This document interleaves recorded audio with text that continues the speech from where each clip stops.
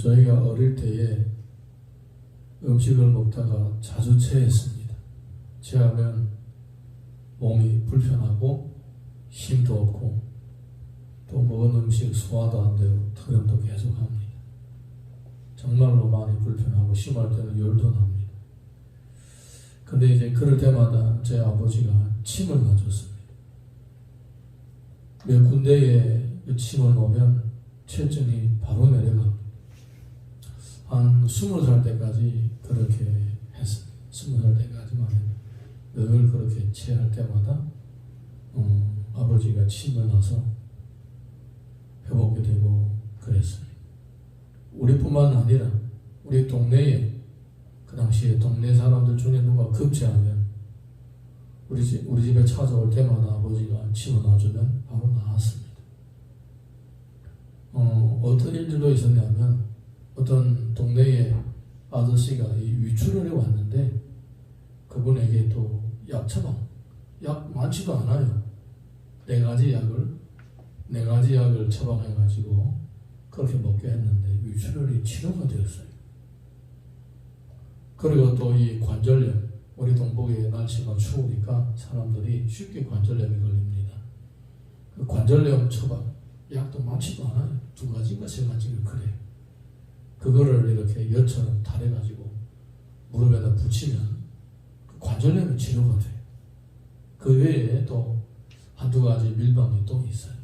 사람들을 자주 치료했었어요. 주님 앞에 가실 때까지 늘 이 약에 관심이 많았습니다. 어릴 때 제가 한번 물어봤습니다.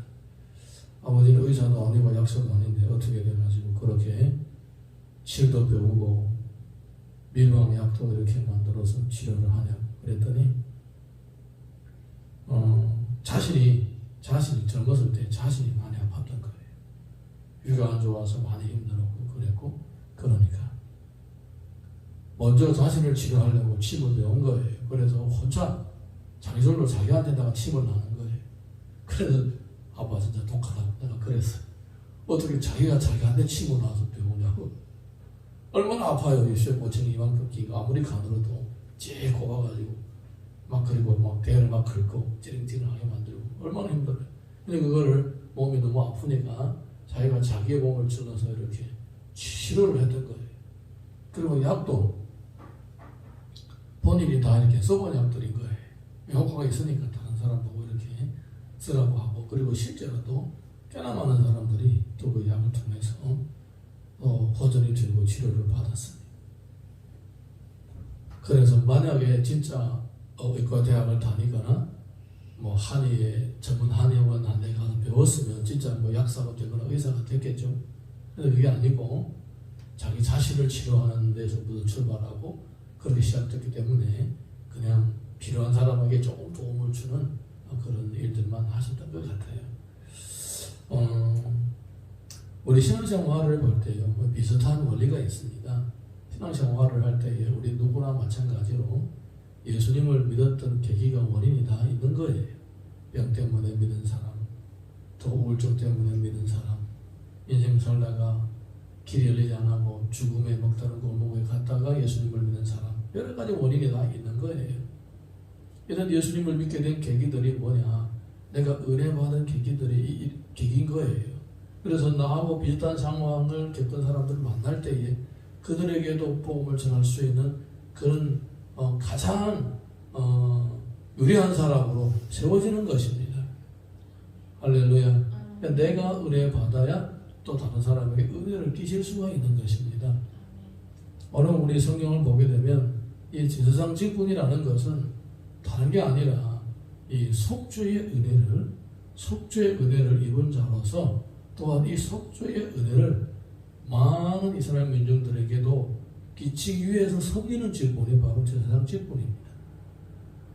그런데 그렇게 온 이스라엘 백성들에게 수천만 사람들에게 이 속죄의 은혜를 끼치기 위하여 섬기도록 먼저 뭐 해야 되느냐?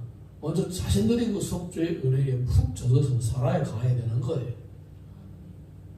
그 속죄의 은혜에 푹 젖어서 살아가는 길이 뭐냐?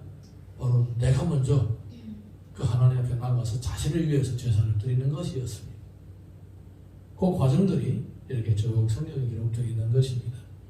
자, 우리 15절에서 18절 함께 읽어보겠습니다. 15절에서 18절 다 같이 읽습니다. 시작.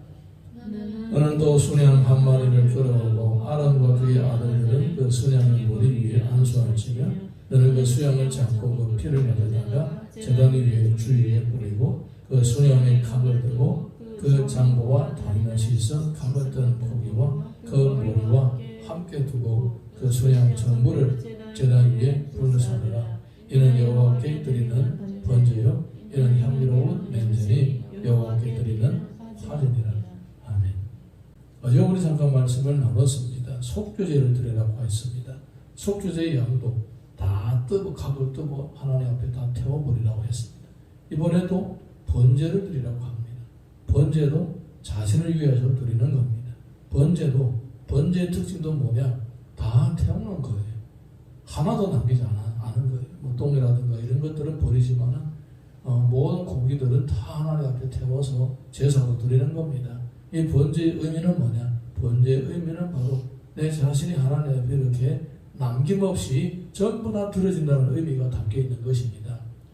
개인을 위한 번제도 마찬가지고 하나의 작은 공동체를 위한 번제도 마찬가지고 전체 이스라엘 나라를 위해서 드리는 번제도 마찬가지입니다. 나는 동의하지 않겠습니다. 나는 남김없이 다 전부 하나님 앞에 드립니다라고 하는 고백이 없으면 번제를 드리면 안 된다는 거예요. 가짜라는 거예요. 나중에 이스라엘 백성들이 하나님 앞에 책망을 받는 이유는 뭐냐? 번제도 속죄제도 온갖 제사를 다 드리면서 마음은 딴 데가 있는 거예요. 그래서 하나님께서는 그런 제사를 드리는 거 내가 싫다. 정말로 너희들이 꼬라지를 보니까 내가 성전의 문을 닫아놓고 싶다. 말라기를 보게 되면 성전 문을 닫아놓고 싶을 정도로 그들의 그 역겨운 것과 속이 다른 제사를 드리는 모습을 외면을 하기 시작하셨다는 거예요. 그러니까 번제라는 것은 뭐냐? 내 자신을 아낌없이 모든 것을 하나님 앞에 전부 다 드린다는 신앙 고백이다. 그거예요. 할렐루야. 여러분, 오늘날 우리가 하나님 앞에 예배를 드릴 때에 바로 이 번제를 드리는 그런 마음가짐으로 예배를 드려야 되는 거예요.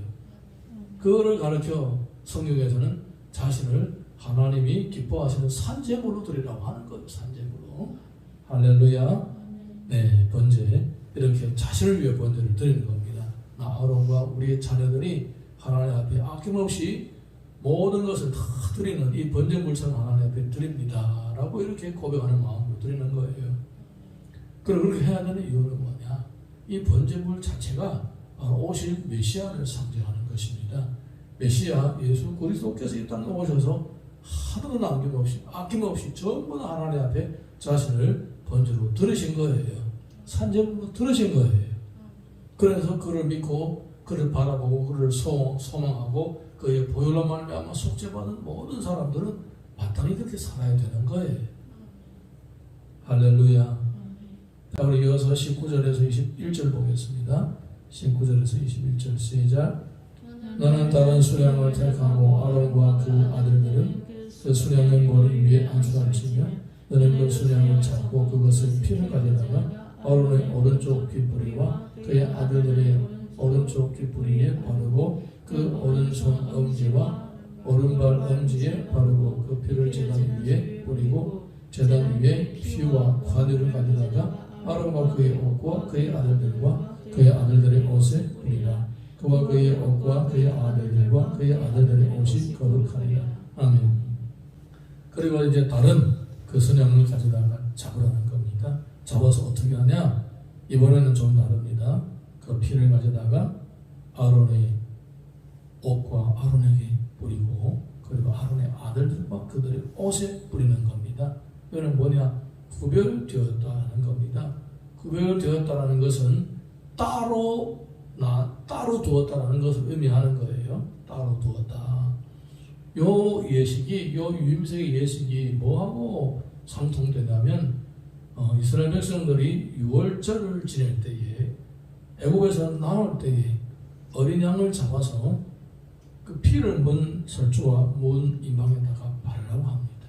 그러면 죽음의 사자가 그 피를 바르는 설주와 문 임방에 피를 바른 집을 보게 되면 건너가는 거예요. 죽음의 재앙이 그 가문에 임하지 않는 거예요. 따로 구별했다는 겁니다.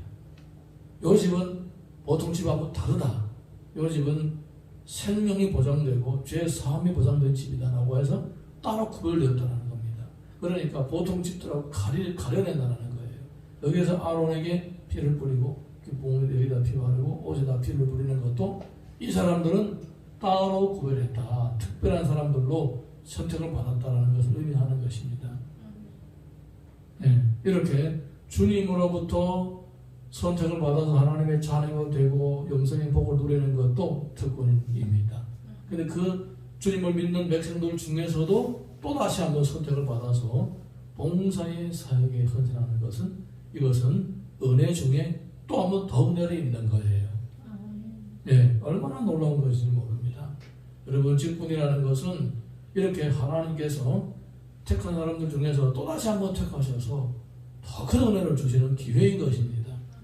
그래서 십자가를 지는 각오를 가지면서도 이 직분을 감당하겠느냐 하나님께서 우리를 물어보시는 거예요.